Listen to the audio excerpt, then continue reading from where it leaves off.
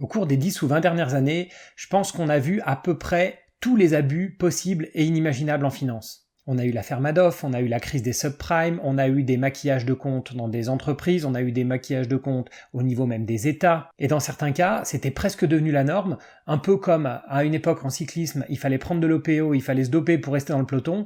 Dans le monde de la finance, on a presque l'impression qu'à un certain moment c'était ça et que des banques ou des institutions financières qui étaient 100% honnêtes étaient presque mises sur la touche. Et Georges Akerlof, le prix Nobel d'économie en 2001, a dit « Les transactions malhonnêtes tendent à faire disparaître du marché les transactions honnêtes.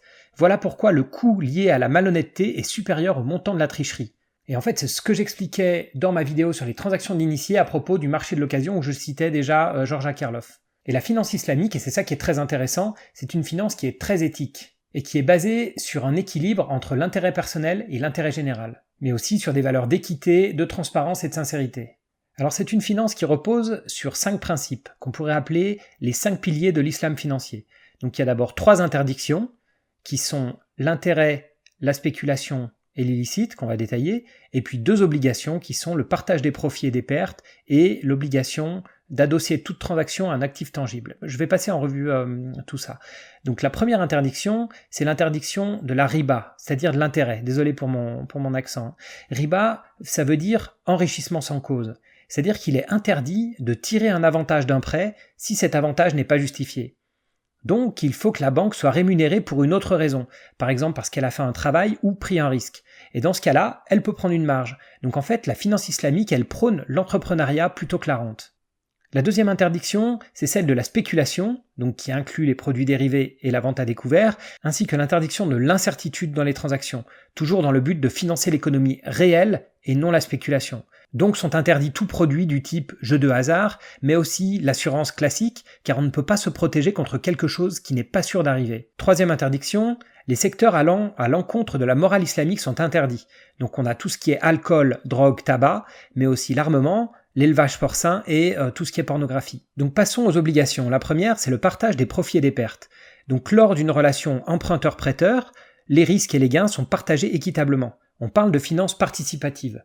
Si l'emprunteur ne peut pas rembourser, alors qu'il n'a pas fait de faute spécifique, le prêteur doit partager les pertes avec son client. Dernière obligation, le lien avec l'économie réelle. En fait, une transaction, elle doit toujours être liée à un actif réel, et elle ne doit pas être un actif purement financier. La production, elle préexiste à l'échange d'argent. Donc ce qui est intéressant, c'est qu'en théorie, il n'y a pas de création monétaire en dehors de la croissance réelle. Donc étonnamment, la finance islamique, c'est quelque chose de récent qui a démarré dans les années 60, notamment en Égypte et en Malaisie. Alors on peut se dire, mais comment est-ce qu'on faisait de la finance dans les pays musulmans avant ces dates-là ? C'est tout simple, c'était de la finance classique. Alors il y a un certain nombre de produits financiers donc qui respectent ces 5 piliers. Il y en a à peu près une dizaine. Je ne vais pas tous les détailler parce que ça prendrait trop de temps, donc j'en ai pris 2 qui sont les soukouks et les mourabas. Et donc tous ces produits, ils respectent ce qu'on a déjà vu, c'est-à-dire pas d'intérêt, pas de spéculation, adossé à un actif réel, etc.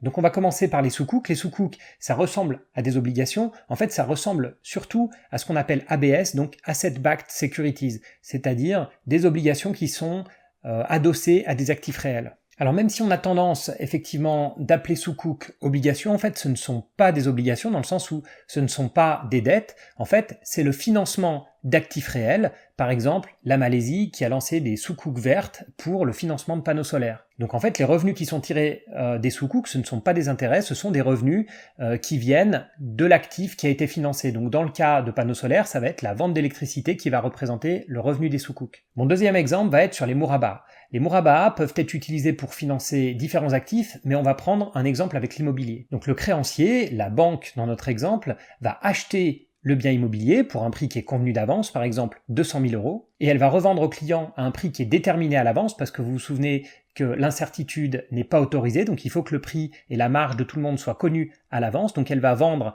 au client à terme ce même bien immobilier, moyennant des paiements de capital et de loyer pendant toute la durée du mouraba. Alors il ne s'agit pas d'un prêt, il s'agit bien d'une vente à crédit, c'est-à-dire un achat au comptant et une vente à terme, et d'ailleurs c'est bien la banque qui prend les risques de la détention de l'appartement, et donc c'est ce risque qui lui permet de prendre une marge, qui n'est donc pas un intérêt, mais une marge par rapport au risque qui a été pris. Et cette marge, elle est exprimée complètement différemment d'un taux d'intérêt, vu que c'est la différence entre le prix de l'achat au comptant et de la vente à terme. Et comme je l'ai déjà dit, c'est très important que le montant de la marge soit fixe, vu que le prix d'achat et de vente est déjà fixé parce qu'il n'y a pas d'incertitude sur la marge qui sera prise par la banque. Les mourabahs sont les instruments financiers les plus utilisés par les banques islamiques parce que ce sont des produits qui sont très flexibles et qui peuvent être utilisés pour financer tout type de biens. Alors que représente cette finance islamique? Si on prend tous les stocks de produits financiers islamiques dans le monde qui sont encore actifs, on arrive à un chiffre d'à peu près 2000 milliards de dollars, si on prend les chiffres de fin 2017 qui sont les derniers disponibles.